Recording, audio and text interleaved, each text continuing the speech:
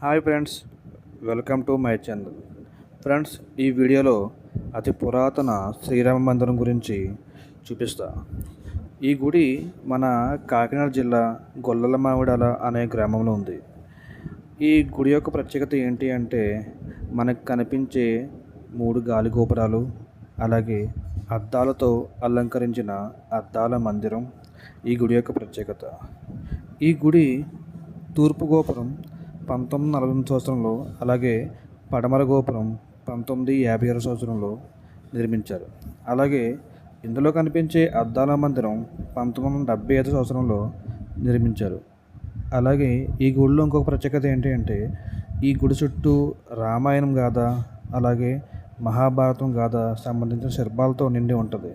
ఇవి చూడడానికి చాలా అద్భుతంగా ఉంటాయి. ఇప్పుడు ఆ గుడి యొక్క లోపల భాగాన్ని, అలాగే అద్దాల మందిరాన్ని, అలాగే చుట్టూ ఉన్న ఆ శిల్పకళని మీకు